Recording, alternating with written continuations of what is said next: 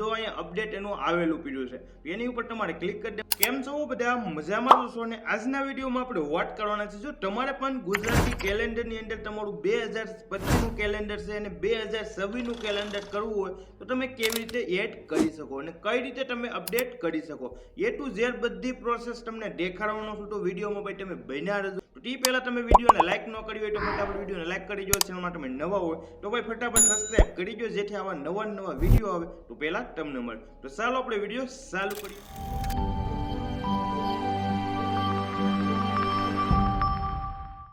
ચાલુ કરીને મારો મોબાઈલ તમને જોવા મળતો હશે। જે પણ હું પ્રોસેસ શીખવાડીએ બધી પ્રોસેસ એ ટુ ઝેડ જ શીખવાડવાનો છું। તો વિડીયોમાં ભાઈ તમે બન્યા રહેજો।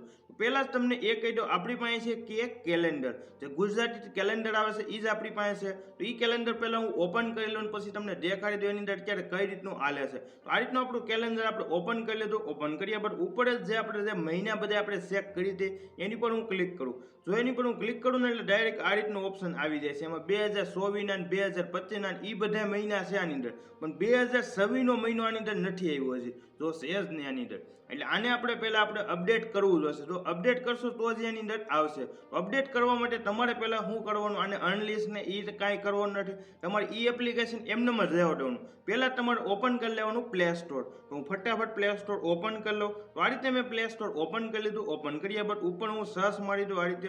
તો આ રીતે હું કંઈ સર્ચ મારી દઉં કે પેલા કેલેન્ડર ગુજરાતી 2026। તો આ રીતે હું સર્ચ મારી દઉં। સર્ચ માર્યા બાદ તમે જે પણ તમારી પાસે એપ્લિકેશન હશે ને એ એપ્લિકેશન અહીં જોવા મળી રહેશે। તો આપણી પાસે કે કેલેન્ડર છે તો અહીં એપ્લિકેશન આપણે સિલેક્ટ કરી લીધું। સિલેક્ટ કર્યા બાદ જો અહીંયા અપડેટ એનું આવેલું પીડ્યું છે, તો એની ઉપર તમારે ક્લિક કરી દેવાનું। ક્લિક કર્યા બાદ ડાયરેક્ટ એપ કેલેન્ડર છે ને અપડેટ થઈ જશે। તો ઓટોમેટિક જો અહીંયા ડાઉનલોડ થવાનું ચાલુ થઈ ગયું છે। ડાઉનલોડ એ એપ્લિકેશન એનું જ એપ્લિકેશન હશે, પણ એની અંદર 2026નું એડ થઈ જશે। તો આ રીતે તમે ચેક કરી શકો। તમારી સામે પણ તમને દેખાડી દઉં પણ અપડેટ થઈ ગયું છે। પછી આ એપ્લિકેશન અહીંથી તમારે હટાવી નાખવાનું, પ્લે સ્ટોર અને કેલેન્ડરને બેને હટાવી નાખવાનું। હટાવ્યા બાદ પછી તમારે પાછું એપ્લિકેશન ઓપન કરવાનું। જો તમે એપ્લિકેશન ઓપન કરશો ને આ રીતે તમને નવું જોવા મળી જશે। જો આ રીતનું નવું આવી જાય પછી પાછું તમે જો એની પર ક્લિક કરશો ને એટલે અહીંયા તમને એક ઓપ્શન જોવા મળશે, મહિનો સિલેક્ટ કરવાનું ઓપ્શન આવી જશે। પછી તમારે એની પર ક્લિક કરવાનું, આખા મહિનાનું જુઓ એની પર તમે ક્લિક કરશો ને એટલે ડાયરેક્ટ આ રીતનું આવી જશે। હવે તમે જોવો તો ઉપર 2026 લખેલું આવશે, કઈ તારીખ છે